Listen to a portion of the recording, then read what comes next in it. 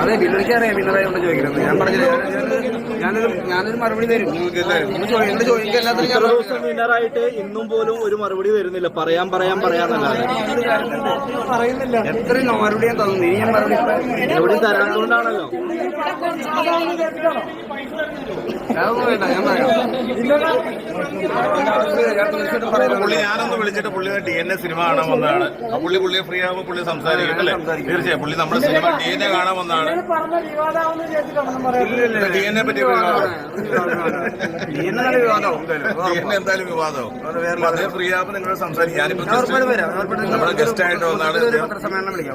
അതെ, DNA കാണാൻ നമ്മുടെ ഗസ്റ്റ് ആയിട്ട് വന്നതാണ്, ഫസ്റ്റ് വന്നതാണ് പുള്ളി. അദ്ദേഹം ഒന്ന് ഫ്രീ ആകുമ്പോൾ നിങ്ങളോട് സംസാരിക്കുമായിരിക്കും അല്ലേ? ഫ്രീ ആകുമ്പോൾ അദ്ദേഹം സംസാരിക്കല്ലേ? ഇപ്പൊ DNA കണ്ടതിന്റെ സന്തോഷം, ആ ഒരു എക്സൈറ്റ്മെന്റ്. ഞാൻ അവിടെ നിന്ന് ഇറങ്ങിയ ഹാങ് ഓവർ മാറിയില്ല. അതിന് വേറെ ഹാങ് ഓവർ DNA കൊടുക്കാൻ മൊത്തത്തിൽ ഹാങ് ഓവർ അടുത്ത ഹാങ് ഓവർ. കാരണം നമ്മൾ കണ്ട് ഇപ്പൊ നമ്മൾ എന്താ പറയേണ്ടത് ഏത് പറയേണ്ടതെന്ന് എനിക്ക് അറിയില്ല. കാരണം നമ്മൾ അവിടെ നടന്ന സാധനം നമ്മൾ ആലോചിച്ച് പറയേണ്ട കാര്യങ്ങളാണ്. അപ്പൊ നമ്മൾ ആലോചിച്ച് ഞാൻ അതിനോട് മറുപടി തരാം തീർച്ചയായിട്ടും. ഞാൻ പ്രേക്ഷകരോട് പറഞ്ഞല്ലോ, അവർ വിജയിപ്പിച്ചതിന് അവർക്ക് നന്ദിയുണ്ട്, അവർക്കുള്ള കപ്പാണ്.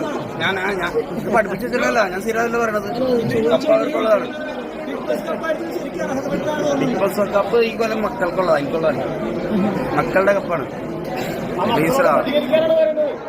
ആ മക്കൾ ആ ജനങ്ങളോട് പറഞ്ഞ് എനിക്ക് നന്ദിയുണ്ട്. ഞാൻ പറഞ്ഞില്ലേ, നന്ദിയല്ലാണ്ട് ഒന്നും എന്താ പറയണ്ടേ? അവരോട് നന്ദിയല്ലേ പറയണ്ടേ? അവരോട് നന്ദിയല്ലേ പറയണ്ടേ? എന്നെ വിജയിപ്പിച്ചാലും എന്നെ അവർ മാത്രമല്ല, നിങ്ങളും കൂടി വിജയിപ്പിച്ചത്. നിങ്ങളെല്ലാവരും നമുക്ക് പ്രൊമോഷൻ കാര്യങ്ങളൊക്കെ തന്നുകൊണ്ടാണ് നമ്മൾ വിജയിച്ചത് എല്ലാം. അപ്പൊ നിങ്ങളോട് എല്ലാവരും കൂടി ഞാൻ നന്ദി പറയണത്. ഈ ജിൻഡോ ചേട്ടൻ രണ്ടാം സ്ഥാനത്ത് ആരെയും പ്രതീക്ഷ ഉണ്ടായിരുന്നത്? ഞാൻ അവരെല്ലാവരും പ്രതീക്ഷയായിരുന്നു.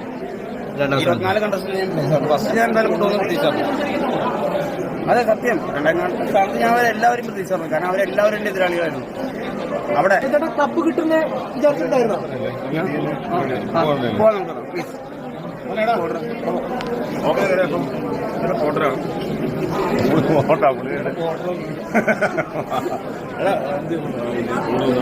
റാഫേ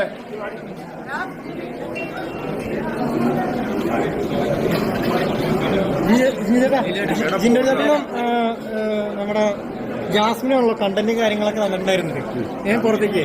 അപ്പൊ ഈ ജാസ്മിൻ രണ്ടാം സ്ഥാനത്ത് പ്രതീക്ഷിച്ചിട്ടുണ്ടായിരുന്നു. അഭിനയ രക്ഷയില്ല. കാരണം ഇത്രയും നാൾ കണ്ടേക്കണത് നല്ല സൂപ്പർ പടം. കാരണം നന്നായിട്ട് ചെയ്തിട്ടുണ്ട്. ഡയറക്ഷൻ ആയിട്ടാലും ഫൈറ്റിംഗ് ആയിട്ടാലും സത്യസന്ധത പറഞ്ഞോ. കഴിഞ്ഞാൽ അവിടെ നിന്ന് ഇറങ്ങിയിട്ട് ഫസ്റ്റ് കാണുന്ന പടമല്ല, വേറെ ലെവലിൽ.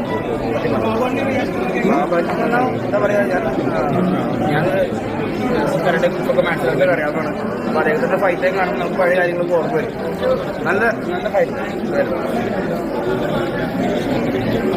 ജിൻഡോ ചേട്ടന്റെ ബിഗ് ബോസ് വിശേഷങ്ങളൊക്കെ നമുക്ക് എപ്പോ കിട്ടും? ഞാൻ അടുത്ത ആഴ്ച പുറത്തിറക്കാം. അടുത്ത ആഴ്ച എങ്ങനെ ഇന്റർവ്യൂ കൂടെയാണോ? അടുത്ത ആഴ്ച പറയണം. ഇന്റർവ്യൂ വഴിയാണോ? അടുത്ത ആഴ്ച പറയണം.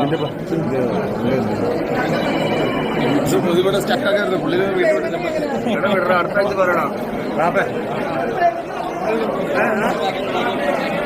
പഠിക്കാനുള്ള സമയമാണ്. അദ്ദേഹത്തിനോട് ഒരുപാട് നന്ദി പറയുന്നു.